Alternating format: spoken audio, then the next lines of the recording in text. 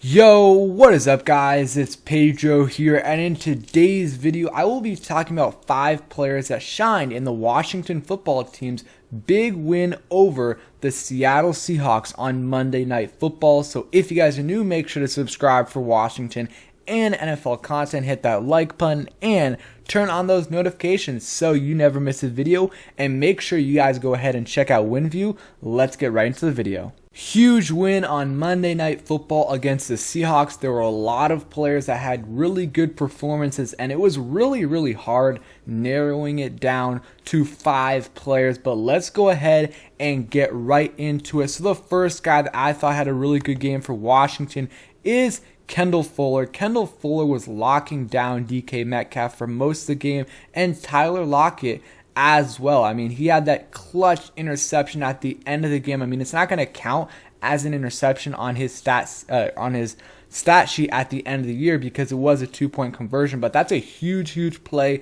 that, probably won us the game, because if that doesn't happen, maybe the receiver catches it and it goes into overtime. So that's a great play by Kendall Fuller, and he had some really good coverage on DK Metcalf and Lockett as well.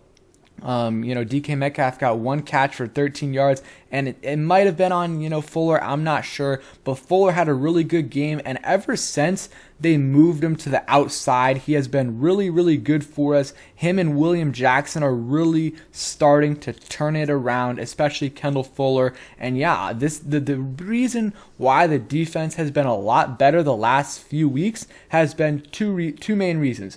Landon Collins moving more into the box, and also the secondary is just playing way better with Kendall Fuller on the outside, and a lot of the players in the secondary are playing better. Besides Bobby McCain, most of these guys are playing a lot better, and Kendall Fuller had another good game, had another play where he almost had the interception. Made a great play. Would have been nice if he came down with the interception, but he is looking good on the outside, and it's going to be interesting to see if they ever do, rotate Benjamin St-Juste out there, back in there, because, the last 2 games he's been active, but I don't think he's played 0 defensive snaps. So that is something to, watch, because I don't think he can really play in the slot, so he might not get much playing time unless there are injuries. He's been playing on special teams the last couple weeks, and yeah, but Kendall Fuller had a really good game this weekend on Monday for us. The next guy that had a good game, Mckissick, was really good for us out there. Unfortunate that he got hurt,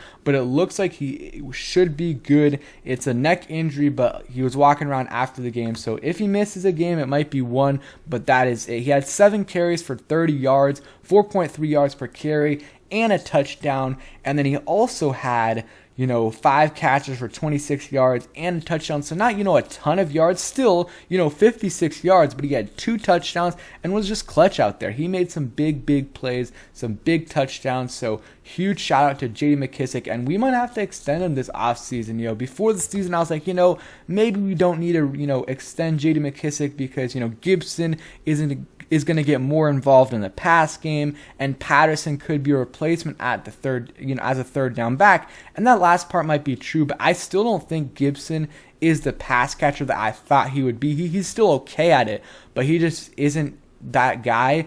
Definitely not near what Mckissick is. So I think they're going to have to re-sign him this offseason. He's been really good for us. He's made big plays all year. Huge shout out to Mckissick. The next guy on this list is Antonio Gibson. He had a big game for us. The yards per carry weren't there, but I think that's a little bit of a misleading stat. The one thing that was not good for him, 2 things actually.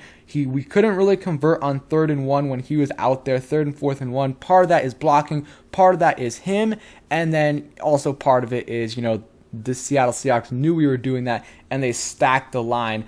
And then the other thing is he went out of bounds right before the 2-minute warning. That was really unfortunate because that gave the Seahawks, I think like 30 more seconds. So that is a play you cannot make. And that one was a little bit more forgivable because, he was running up the middle a little bit and then kind of bounces outside, and there's a split second where you're like, oh, he might break this for a touchdown or even get the first down, but he kind of gets pulled out. So, not going to blame him too much, but you have to be a little bit more aware there. But besides that, though, he had 29 carries in this game, 7 catches, and that last stat is the most important one, 0 fumbles, 111 rushing yards, and he also had 35 receiving yards. So almost 150 yards on the day, and he had that clutch 2-point conversion. So I mean, he had a good game. He he was running tough out there, and he just had a good game, and he's looking like Gibson looked last year when he was healthy. So that is really encouraging for Washington and our run game and our offense. I think they will continue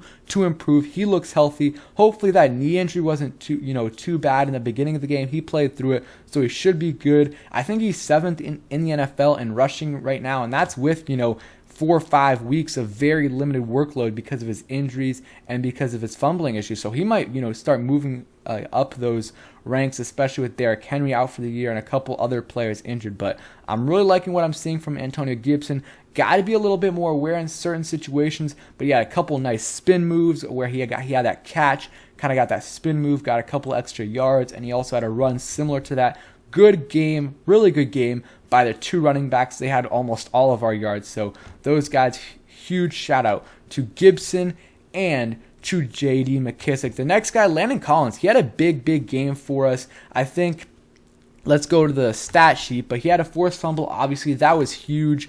I don't know if I can't remember the play too much if he got beat in coverage, but he came up right behind the guy who caught the pass and just punched it right out of there. That was a great play by him. 7 tackles, 5 solo tackles, 1 tackle for loss, and he had that really nice forced fumble. He was really good out there, and I really hope he continues to play this role, kind of a linebacker / Buffalo nickel. He's been good. We've said it for a while. He's good in coverage, in short to intermediate coverage, not anything after that. Like anything after 10-ish yards, you really don't want to see him play that.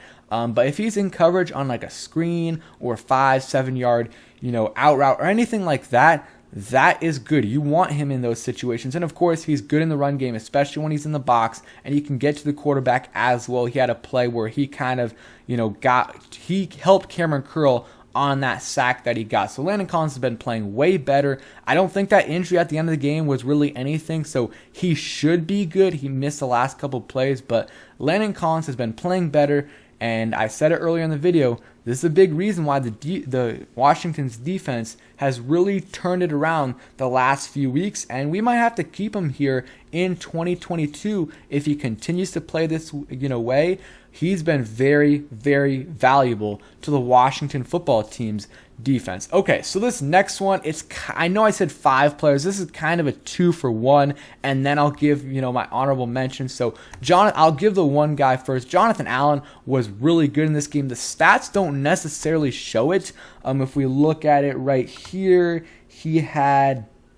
Sorry, it's taking me a while to find him. He had 2 tackles, 1 solo tackle, and a QB hit. But if you watch the film, he was getting pressure he was getting pressure on Russell Wilson all day. He was just, and he was getting double teamed. Look at this. This isn't getting double teamed. He's kind of getting held there, but he was getting double teamed and held all night. And you don't see that much as an interior defensive lineman getting, double teamed a lot, but he was good out there, getting a ton of pressures.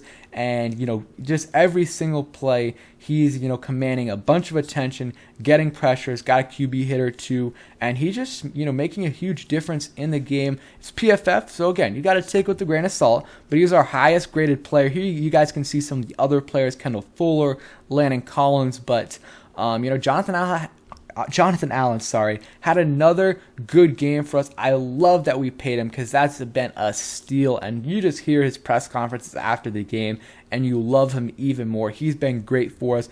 And the other guy that's kind of in this is, Shakatoni. Shakatoni had a really good game. The only reason I kind of didn't count it all the way is because he only played 5 snaps, and that's kind of shocking. He had a huge impact in only 5 snaps. Let's go ahead and take a look at the stats. But he had 2 tackles, 2 solo tackles, 1 sack, a tackle for a loss, and a QB hit. He had a really good game in the limited snaps he got. 5 snaps, he got that sack. And then he also had that huge play where, I think Jonathan Allen or Deron Payne got some pressure on Russell Wilson. They kind of hit him a little bit. But Russell Wilson escapes it because he's great at that, and he's stepping up in the pocket a couple yards after the line of scrimmage, and this was on third down, and then Shakatoni makes a huge tackle to save us, because if he doesn't make that tackle, Russell Wilson gets the first down, and who knows what ends up happening in the game. But Shakatoni was super impactful in this game, and he had a really good game for us, and let's hope his snaps start to increase a little bit, because next week is probably the last game that Montez Sweat will be out. So let's hope Shakatoni can go out there, get 10 snaps, 10, 12 plus snaps. He only got 5 this week, so let's hope that increases.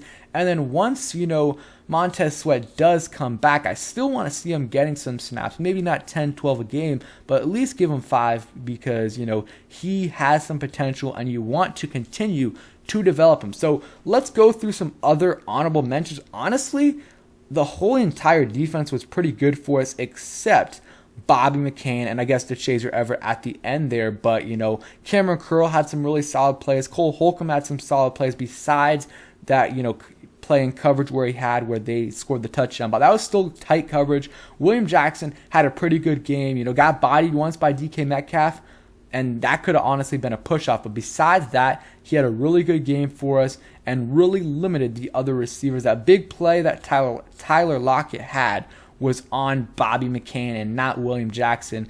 And, Matt Ioannidis had a couple big, pressures. He had 2 QB hits. Casey Toohill was doing things out there, had 2 QB hits as well. Daron Payne was a monster out there, had 2 QB hits as well. The whole defensive line deserves a game ball. They were all really clutch for us.